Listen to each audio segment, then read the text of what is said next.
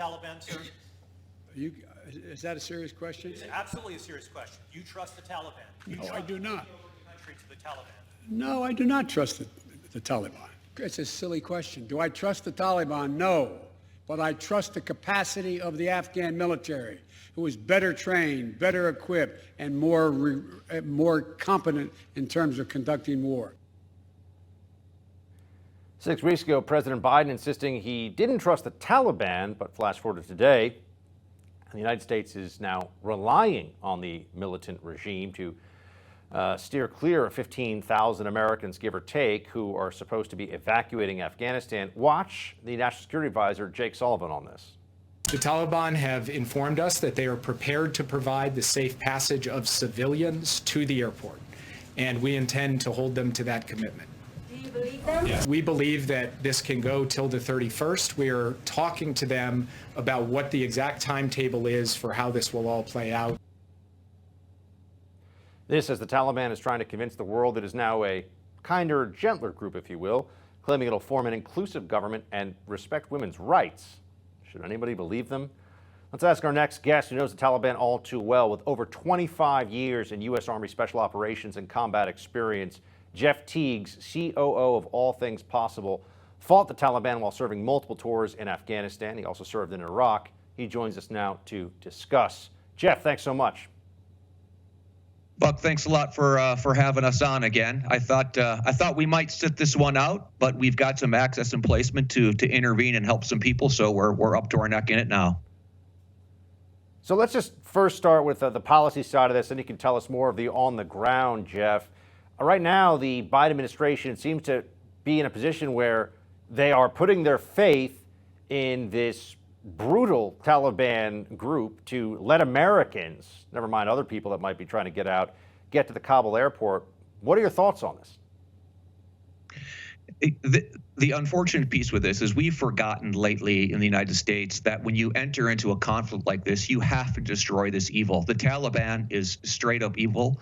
I wouldn't trust them as far as I could throw them. And coupled with this is this fallacy that we've been living for a couple of decades, that the Afghan military is prepared to defend themselves. You know, when I first saw this happening many years ago, I was okay with it because I thought, okay, I get it. We're gonna fake it till we make it. I thought it was an operational security idea where we build up the capacity of the Afghan military so that they aren't threatened by their neighbors. But as we got closer and closer, with my last time in Afghanistan being 2009, I realized, oh my goodness, we're not just going to fake it till we make it. We're just going to straight up fake it. And that's what we're seeing now is the inability for the military from Afghanistan, or even the will to stand up against the Taliban that's largely been sitting in Pakistan for the last 2 decades, just waiting for us to leave. What can you tell us right now about the capacity that the U.S.